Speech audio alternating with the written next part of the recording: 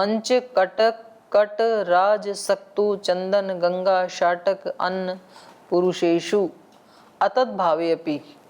इनमें अतत भाव होते हुए भी तद उपचार है, उसका उपचार हो जाता है। एक एक का एक एक के साथ संबंध है।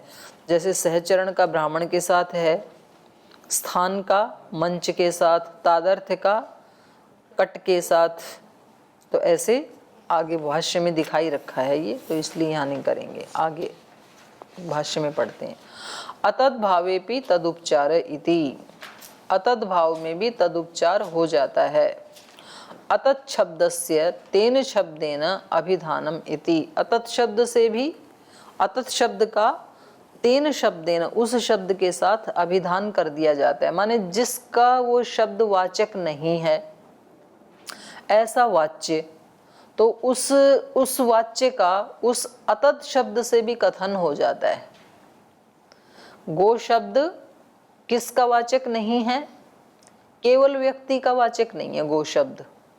तो कह रहे हैं कि जिसका वो शब्द वाचक नहीं है, गो शब्द अर्थात व्यक्ति का वाचक नहीं है, तो उस अतत शब्द से भी उस तत् का कथन हो जाता है।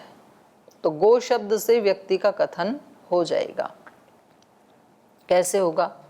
सहचरणात्, कह रहे हैं सहचरण से। जैसे यष्टिकाम भोजय इति, कोई कहें कि यष्टिकाम लाठियों को खाना खिलाओ, दंडों को खाना खिलाओ। यष्टि का मतलब लाठी, तो इसका मतलब क्या है?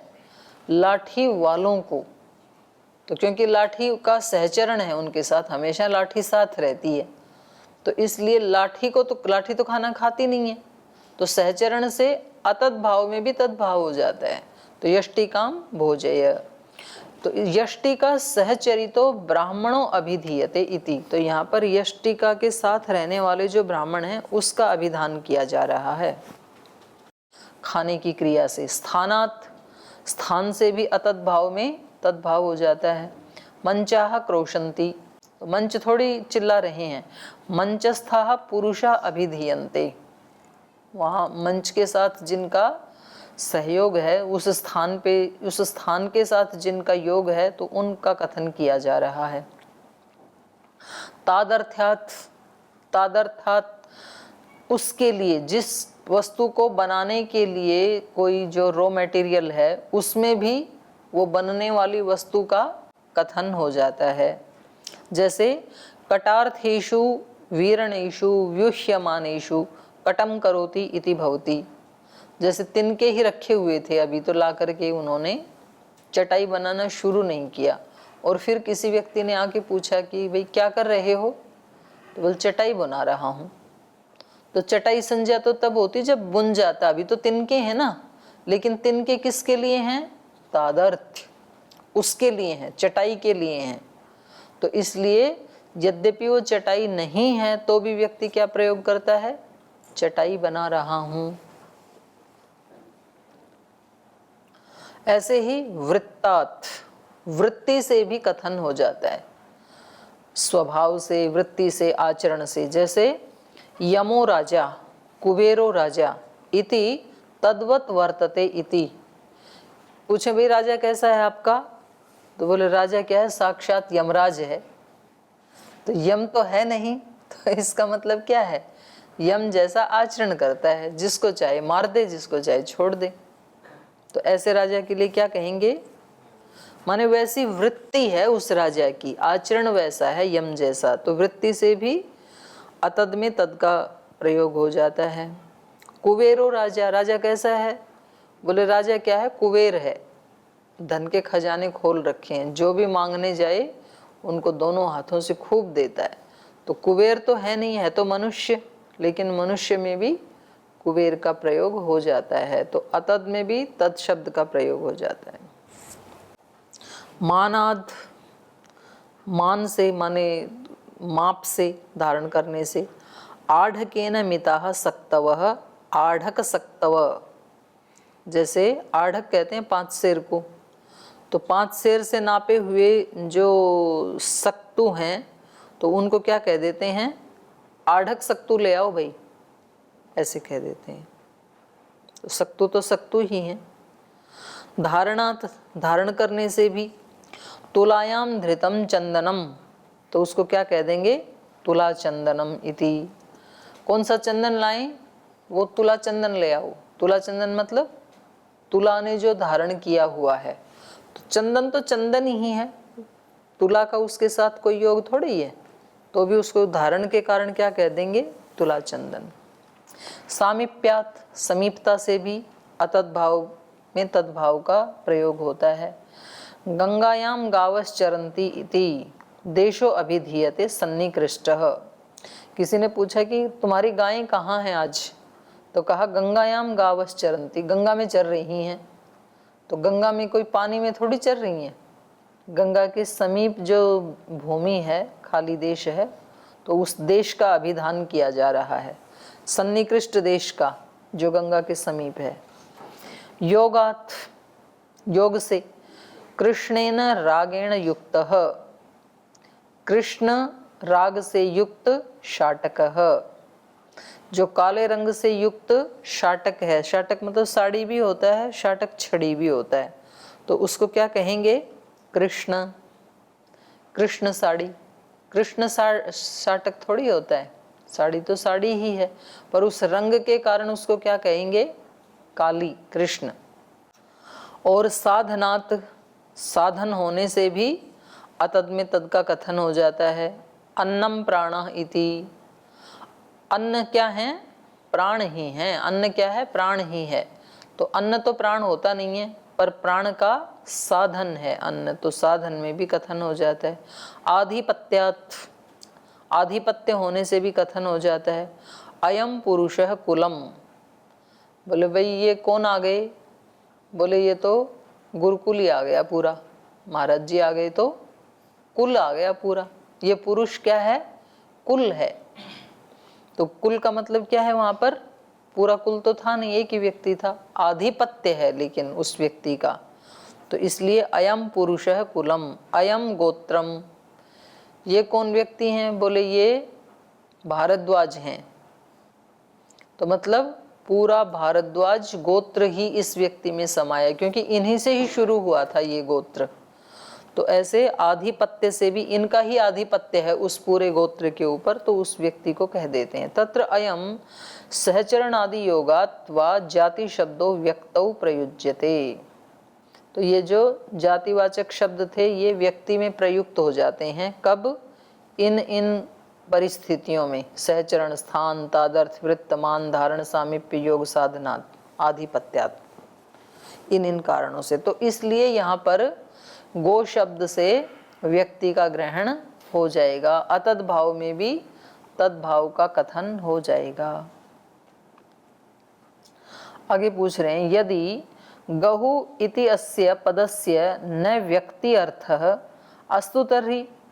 तो चलो फिर उनकी बात मान के और कह रहे हैं ठीक है, तो हम ये मान लेते हैं कि गो शब्द का या गो पद का अर्थ व्यक्ति नहीं है, तो फिर क्या है? तो आकृति को मान लेते हैं, आकृति उसका अर्थ है। अस्तु तर्हि आकृतिस्तदपेक्षत्वात् सत्व व्यवस्थान सिद्धेः। बोले ठीक है, ये जो व्यक्ति है उस व्यक्ति को, उस प्राणी को उसकी स्वरूप की या उस स्थिति की आवश्यकता होती है ना, तो उसी से उसका अर्थ सिद्ध होता है। तो आकृति ही तद अपेक्षत्वात्, उस व्यक्ति को किसी आकृति की अपेक्षा होती है, तभी तो वो उसके लिए एक पद का प्रयोग किया जाएगा। गो पद किस अर्थ के लिए प्रयोग किया जाएगा? एक खास आकृति वाले व्यक्ति के लिए। आकृतिस तद अपेक्षत्वात् सत्व्यवस्थान सिद्धेः। प्राणी का जो व्यवस्थान है, जो स्वरूप है, उसकी सिद्धि किससे होगी? आकृति से। आकृति ही पदार्थ है। यदि व्यक्ति पदार्थ नहीं है तो आकृति को तो पदार्थ मान लेते हैं। कस्मात् तद अपेक्षत्वात् सत्व व्यवस्थान सिद्धेः। उस आकृति की अपेक्षा से ही सत्व के व्यवस्थान की सिद्धि होती है। सत्व अवयवानाम तद अवयवानाम च नियतो व्यूह आकृति ही। तो कहा सत्व अवयवानाम, सत्व के अवयव, सत्व मतलब प्राणी, किसी प्राणी के अवयव, और तद अवयवानाम च, और उन अवयवों के भी अवयव। उन अवयवों के अवयव मतलब जो खास जाति में जिनका नियत संयोग है, वो उसमें ही, उन अवयवों में ही मिलते हैं। जैसे गर्दन तो सभी की है, लेकिन गर्दन एक अवयव हो गया उस शरीर का, और उस गर्दन का भी अवयव क्या है? गलकंबल। तो वो खास जाति में मिलेगा, केवल गौ में ही मिलेगा, वो भैंस में नहीं मिलेगा। तो इसलिए कहा सत्व अवयवानाम तद अवयवानाम च, उस प्राणी के अवयवों का और तद अवयवानाम च, उन अवयवों के भी अवयवों का नियत व्यूह, जो एक नियत व्यूहन है, उसको क्या कहेंगे? आकृति ही, उसको आकृति कहते हैं।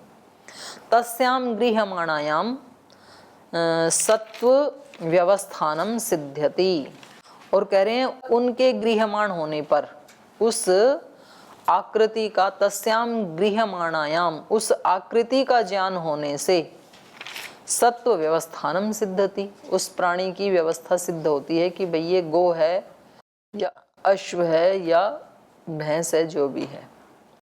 अयम गो अयम अश्व इति, तो ऐसे सिद्ध होता है कि ये गाय है, ये अश्व है। न अगृह्यमाणायाम, जब तक वो आकृति गृहीत ना हो तब तक केवल व्यक्ति के लिए उस पद की व्यवस्था नहीं होगी कि ये पद किस व्यक्ति के लिए प्रयुक्त किया जाए। किसी व्यक्ति को हम गो कब कहेंगे?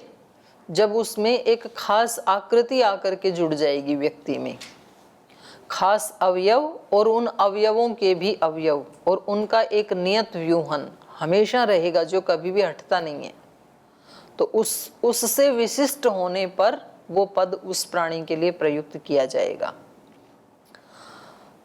उसके बिना नहीं हो पाएगा। न अगृह्यमाणायाम यस्य ग्रहणात् सत्व व्यवस्थानम सिद्ध्यति तम शब्दो अभिधातुम अर्हति।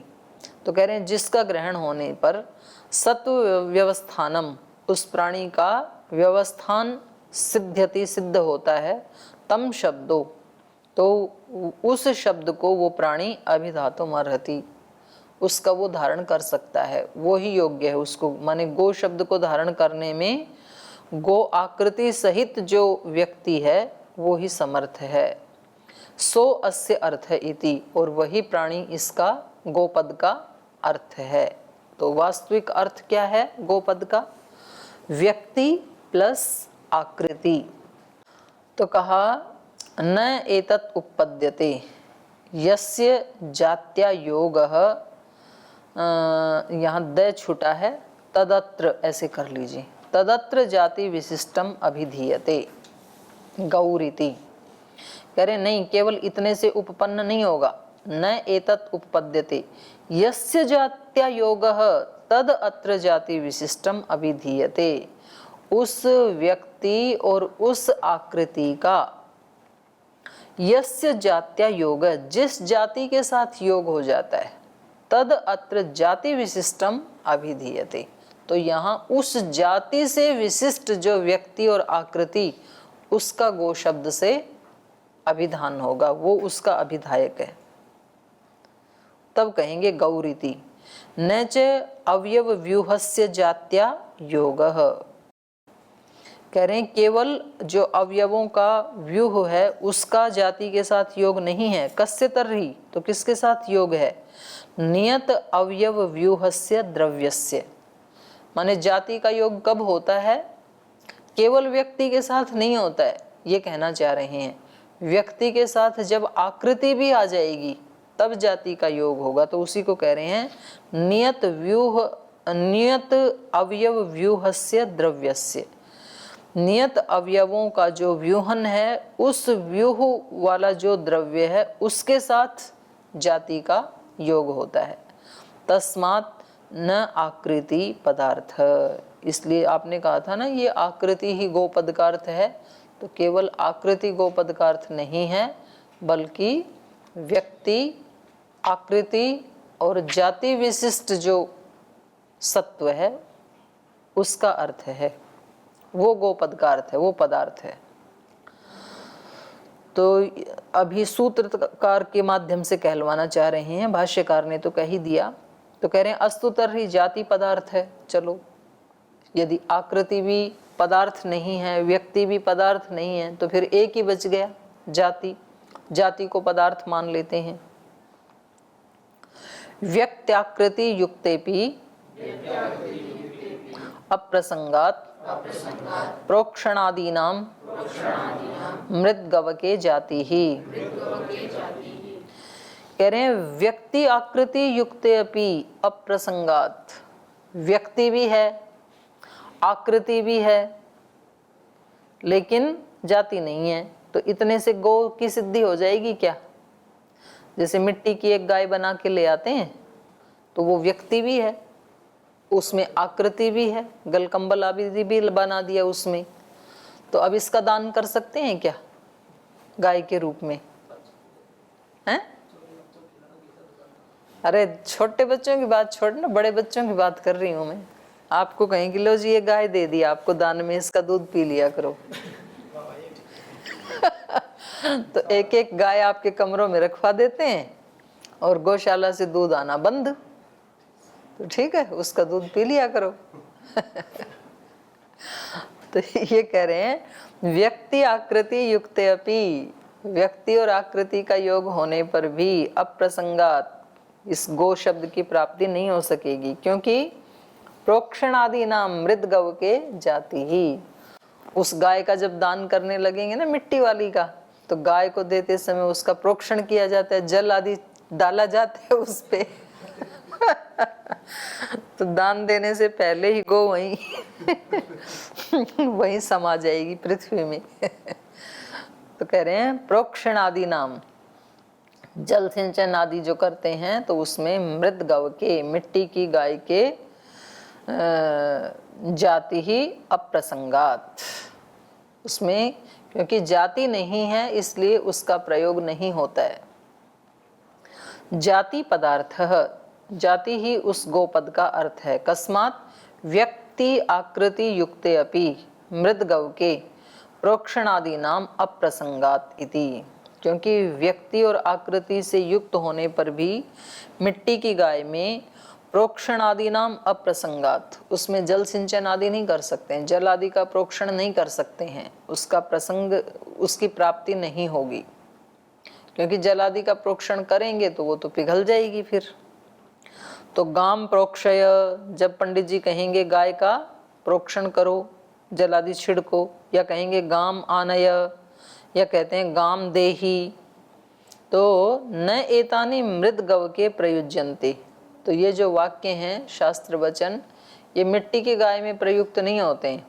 जब कहते हैं गाम प्रोक्षय, तो असली गाय लाई जाती है, उसको पानी आदि छिड़का जाता है, नहलाया जाता है, और कहते हैं अब गाय को लाओ, अब संकल्प करवाएंगे, तो मिट्टी वाली थोड़ी उठा के लाएंगे, जाति विशिष्ट को लाना पड़ेगा।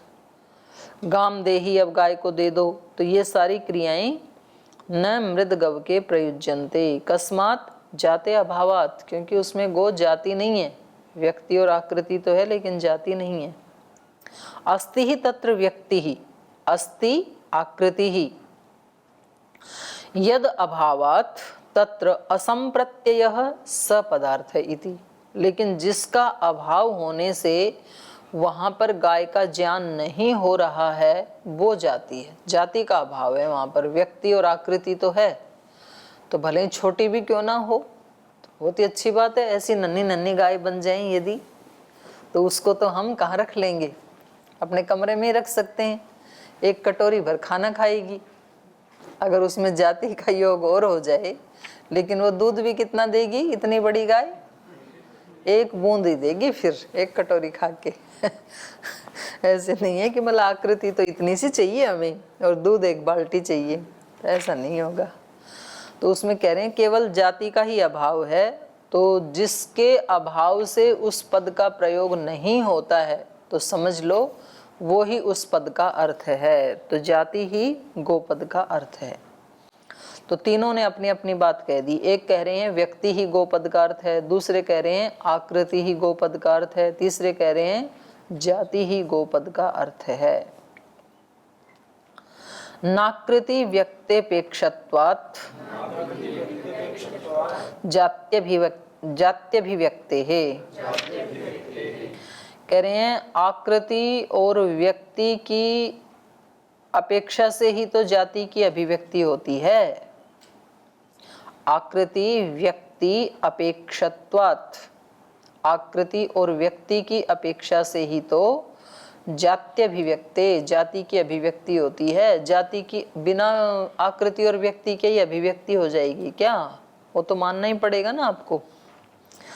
तो जाते अभिव्यक्ति आकृति व्यक्ति अपेक्षते, जाति की जो अभिव्यक्ति है वो व्यक्ति और आकृति की अपेक्षा रखती है।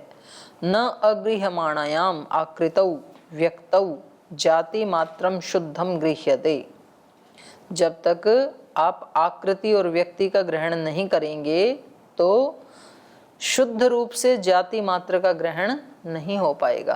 तो जाति भी तो कहाँ रहती है? व्यक्ति में ही रहती है। तस्मात् न जाति पदार्थ इति, इसलिए जाति गोपद का अर्थ नहीं है। तो तीनों ने अपनी बात कही, तीनों का ही खंडन हो गया। न वै पदार्थेन भवितुम शक्यम कह खलु इदानीम पदार्थ इति, बोले भाई गोपद है एक और कोई पद है तो उसका अर्थ भी होना चाहिए, क्योंकि बिना अर्थ वाला तो कोई पद हो नहीं सकता है। तो अब हमने जब कहा कि व्यक्ति ही पदार्थ है उसका भी खंडन कर दिया, जब हमने कहा आकृति पदार्थ है उसका भी खंडन कर दिया, जब हमने कहा कि जाति ही गोपद का अर्थ है तो भी खंडन कर दिया। तो कोई तो अर्थ होना चाहिए ना। न वही पदार्थेन न भवितुम शक्यम, कोई भी पदार्थ कोई भी पद बिना अर्थ वाला तो हो नहीं सकता है। कह खलु इदानीम पदार्थ, तो आप ही बताओ फिर इस गोपद का अर्थ क्या है? तीनों ही नहीं है तो इसका उत्तर दे रहे हैं अब। व्यक्त्याकृति जातयस्तु पदार्थ,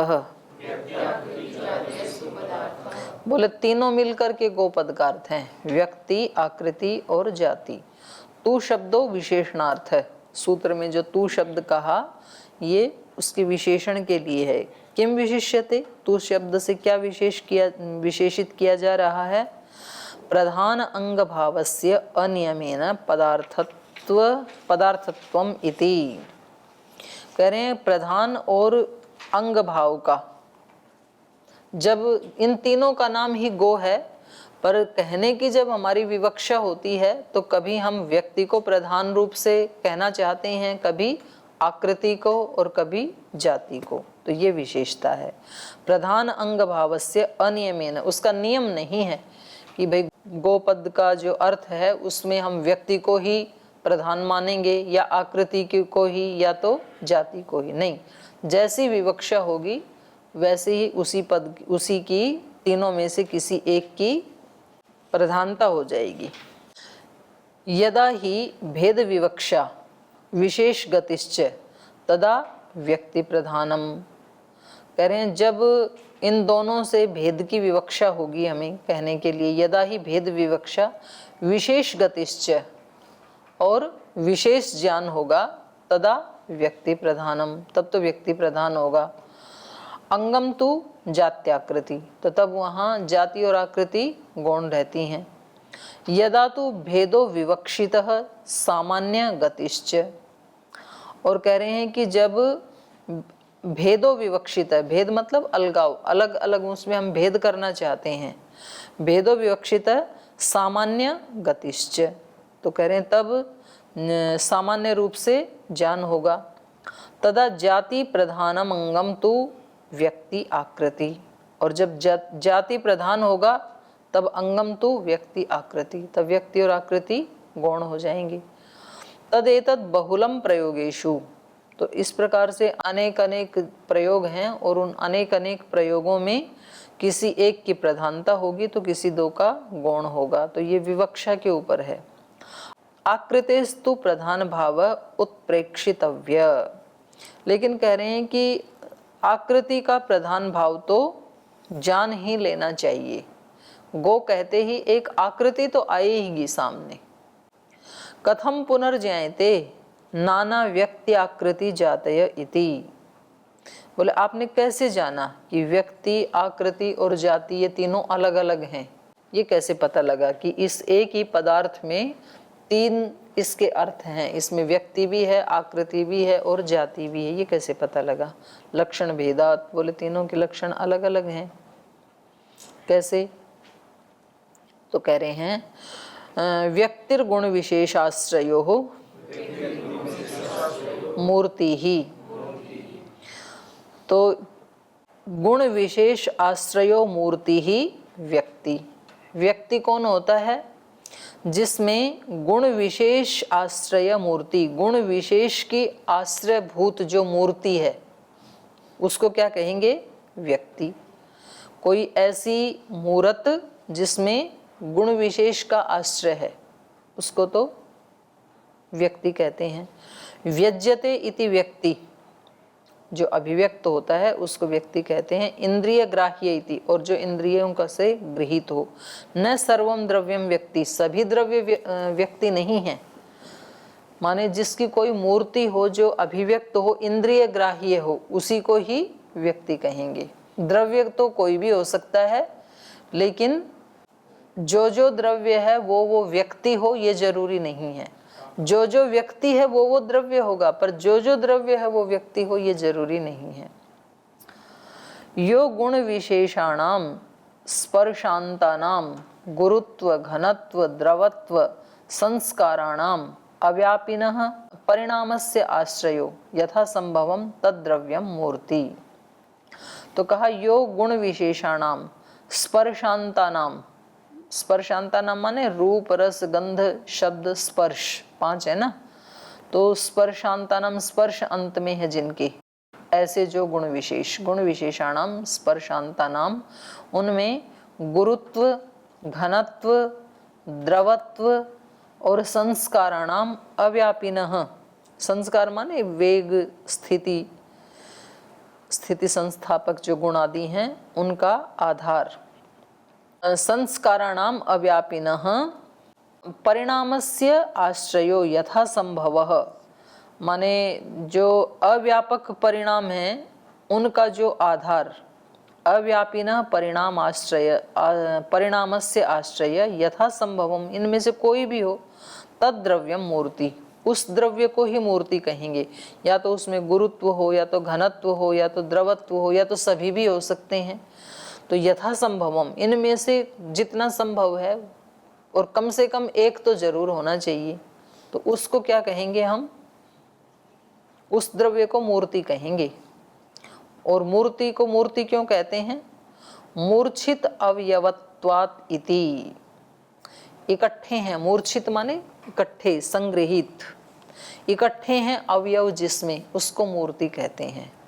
मूर्छित अवयवत्वात् मूर्ति इति। तो ये इन्होंने किसकी व्याख्या कर दी? व्यक्ति की।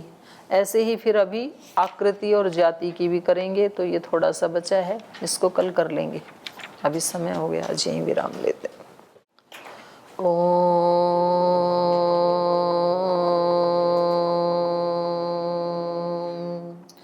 शांति शांति शांति। श्री गुरुभ्यो नमः।